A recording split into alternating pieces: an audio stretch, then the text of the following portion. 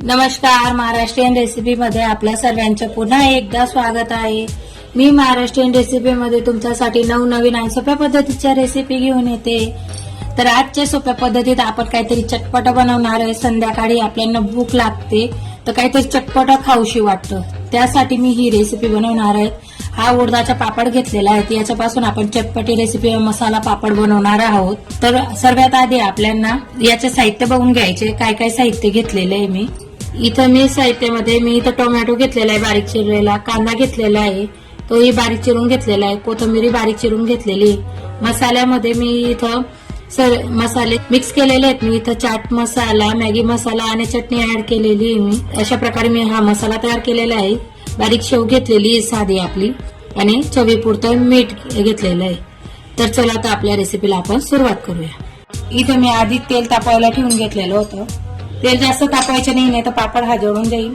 आता आपल्याला हा पापड फ्राय करून घ्यायचा आहे। तेल जास्त तापलेलं नको पाहिजे। हे बघा, पापड आपला तयार आहे। आता याला साईडला काढून घेऊ। आपला पापड आपण फ्राय करून घेतलेला आहे। मी हा डीप फ्राय केलेला आहे, तुम्ही शेलो फ्राय करू शकता किंवा भाजूनही करू शकता। आता आपण याच्यावर टाकायचा मसाला तयार करून घेऊ। आता मी इथे एक बाउल घेतलेला आहे, त्याच्यात मी कांदे टाकून घेते, टोमॅटो टाकून घेते, थोडी कोथिंबीर टाकते, थोडंसं चवीपुरतं मीठ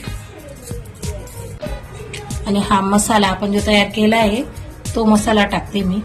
आता सर्व एकत्रित करून घेऊ आपण। तुम्ही निंबूही टाकू शकता, मी निंबू नाही ऍड करत आहे, तुम्ही आमचूर पावडर किंवा निंबू ऍड करू शकता। आपला मसाला तयार आहे, आता याला बाजूला ठेवू आपण। आता या पापडवरती आधी आपण आपला हात तयार केलेला मसाला थोडासा टाकू।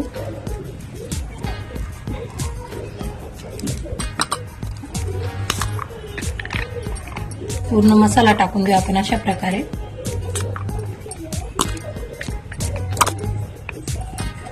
मसाला पूर्ण, आता तुम्हाला जसं खायचं असेल, जेवढा खायचा असेल तेवढा तुम्ही मसाला टाकू शकता, जास्तही टाकू शकता। मीठ आपण टाकलेलं होतं। आता याच्यावर आपण ही शेव टाकू। तयार आहे आपला, थोडीशी कोथिंबीर। बघा, तयार आहे आपला मसाला पापड।